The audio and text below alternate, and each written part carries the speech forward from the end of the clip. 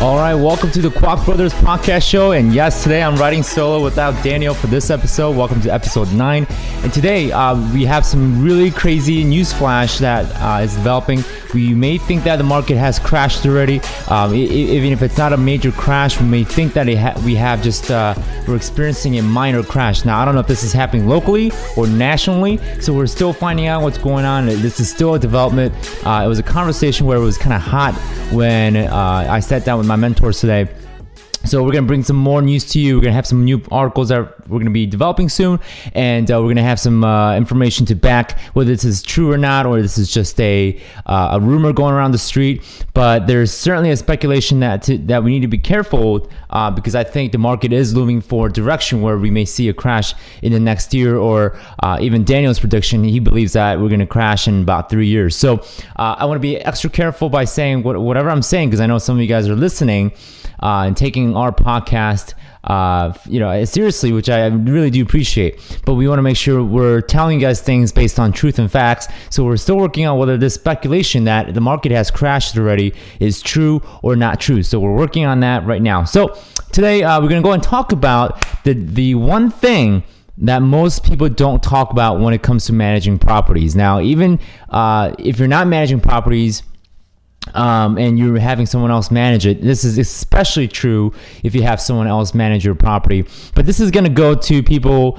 especially if you're owning a rental property, if you just bought a rental property, if you're looking to buy a rental property, or this is going to be your first time buying a rental property. This is one topic that I don't think anybody, including the gurus or YouTube videos, I don't think anybody's really talking about this from the fact that a lot of people who are new to real estate investing experiences this, and they get this utter shock that, oh my gosh, why is this happening to me? Am I terrible at this? In fact, this is a natural occurrence that we're going to talk about. Reasons why people lose money in the first year, people get scared. Now, before we do that, I want to thank our sponsor, Mark Kohler, who's our CPA and attorney. He's got a wonderful QuickBooks training that he has. It's wonderful. In fact, I use QuickBooks to do my books and manage our finances. And Mark has graciously put together a QuickBooks training for you guys that are out there, brand new to real estate investing and entrepreneurship. All you have to do is go to quickbooks.thekwakbrothers.com. The web link should pop up on the screen by now. It's quickbooks.thekwakbrothers.com. Mark has some amazing tips on how to get your QuickBooks set up to properly, how you can get your charts of accounts ready to go. This is super duper important, especially if you want to prepare for the tax season coming up next year. I mean, we're already at November of 2017, so we got like a year more until we kind of prepare and kind of settle our bookkeeping before we hit 2018. Come 2018, I mean, all hell's loose, right? The accountants are all busy, CPAs are all busy, so you want to get prepared now, right? You want to get prepared before the end of 2018. Mark Kohler, again, has prepared a wonderful QuickBooks training program that he's got. Just go to quickbooks.com or quickbooks.thekwakbrothers.com. The link should be popping up on the screen again. So we're talking about the dip or the concept or this idea that no one seems to be talking about in the real estate investing land. And this is something that I've been learning a lot from my mentors. So if you are getting started in real estate investing, and especially in the buy and hold land like we are, Daniel and I just bought the 36-unit apartment building. If you guys heard the last week's podcast episode, we actually closed on Halloween day. So it's kind of interesting that on Halloween we were able to buy a property, a 36-unit apartment building. We had a fun time closing. It was great. But I think this kind of goes with a purchase of a rental property, and I think this is something that we need to talk about in a very serious and kind of bringing, coming to, doing a coming to Jesus moment where we need to kind of talk about the reality, what happens after when you buy the rental property, and what typically happens in the first year. So I know I'm doing a terrible job explaining this. So what typically happens is that when you buy a rental property, the first year, especially if you're buying from another landlord, if you're doing a good job, you should not be cash flowing the first 6 months to about a year. Now, here's why I say that, is when you go and buy a rental property the first year, you're really getting your new tenant the inherited tenant. So we refer tenants that came with the property as inherited tenants. So you really didn't have much choice as far as who that tenant was going to be when you bought it, right? It just kind of came with, the tenant came with the property. So you're dealing with inherited tenants, right? Which also goes to say, which also leads to inherited maintenance and inherited procedures as far as what the tenants are expecting. So what you are doing the first 6 months to about a year is you're basically correcting, or I should say readjusting the tenants to following a different procedure that you have, a different management style. So I had this instance where I bought a property and the tenants were used to paying cash, like this, they would collect, basically the landlord, the past seller would show up first of every month and collect the rent from the tenant, from that person, like in person. Now there's a couple pros and cons to that. The pro is that, of course, you get to see the condition of the property. You kind of visually inspect what's going on. The con is that there's a little bit of danger that lurks with that. From the point that you're literally collecting rent on the first or second or third day of the month, your landlords can get dangerous depending on where you are, and may decide to point a gun in your head and say, give me all the cash you collected today, right, and run off. Or there's instances where people that are not even tenants may even scope you out and figure out how to rob you with a gunpoint.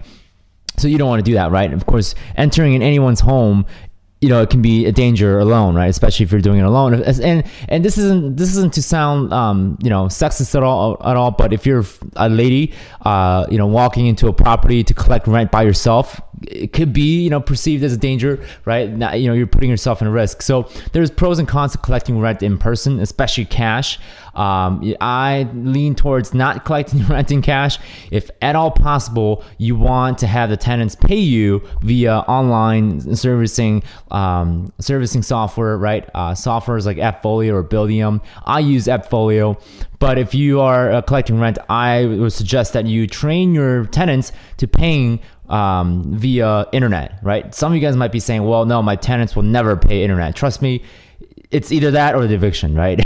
So, your tenants will understand, right? Most people today are using cell phones, smartphones, Facebook. If they know how to get on their smartphone, they'll know how to pay rent, okay? There's no arguing there, especially if you live in a city. Most of everyone are going to be using a smartphone. If they can afford rent, they can afford a smartphone, okay? Let's just put it that way. And if you have a tenant that can't afford a smartphone, I don't know what you did in the tenant pre-screening process, but chances are they're not the best tenant quality, because if they don't have the ability to pay you rent, they're not the best tenant quality. So you want to have tenants that can afford to pay your rent. Usually 3 times the rent should be their income.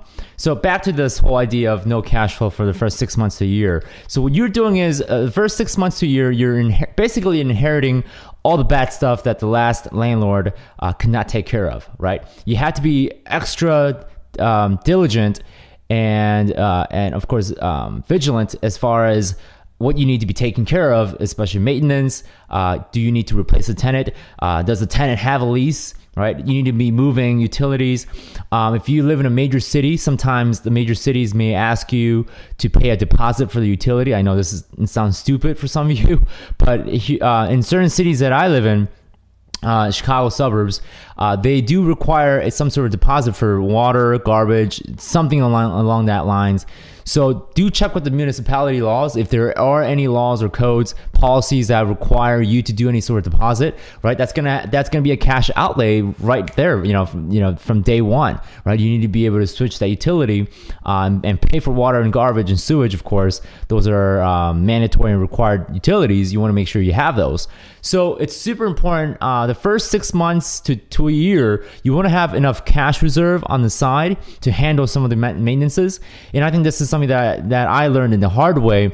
My first year, I bought a three unit, and I had close to $10,000 worth of maintenance and repairs to do in the first 4 or 5 months.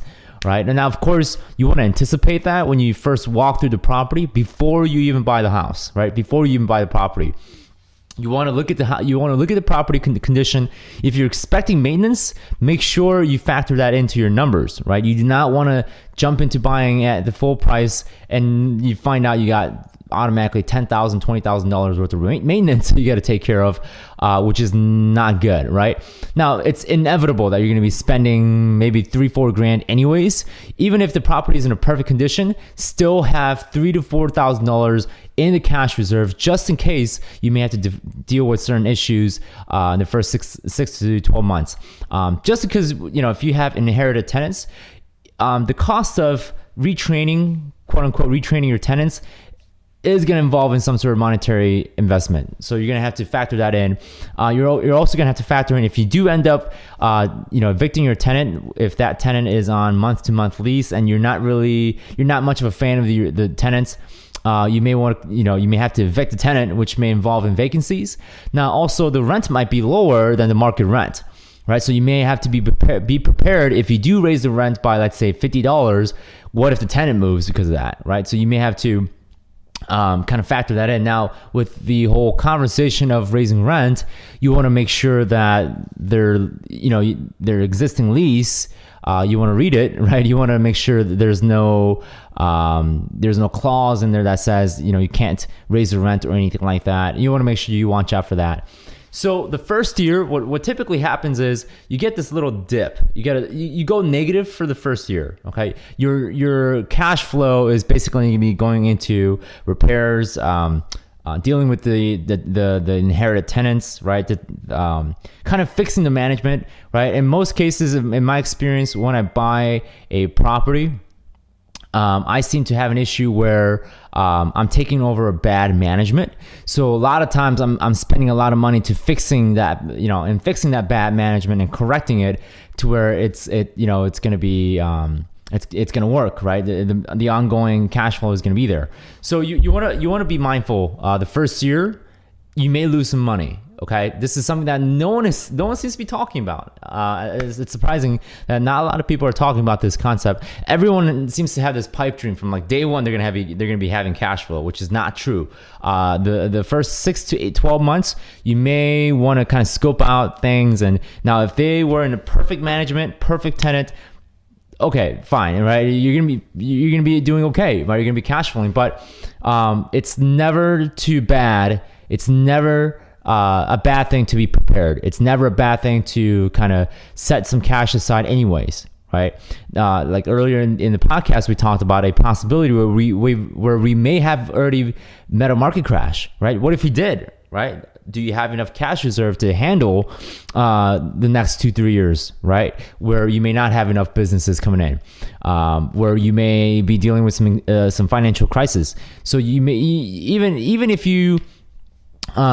if the market is great and even if you're experiencing success, you still want to have some cash reserve on the side, enough to handle any sort of large maintenance or any sort of large crisis that may come along the way. For example, today my mentor's apartment building, they just found out that one of the tenants have issues with drugs. So of course, the local authorities busted the apartments and they ended up busting 2 more doors, and they found out that 3 tenants apparently had drug issues. So obviously you're gonna need some cash to handle that process, right? It's an expense that you need to factor in. You're gonna have to have plenty of safety net. So with rental properties, that's one thing that I think most people aren't talking about. The fact that in most cases, I think you're not gonna cash flow for 6 months. You have to weather the storm of the first 6 to 12 months. So I'm just telling you guys right now, just to be prepared, just to be safe, right?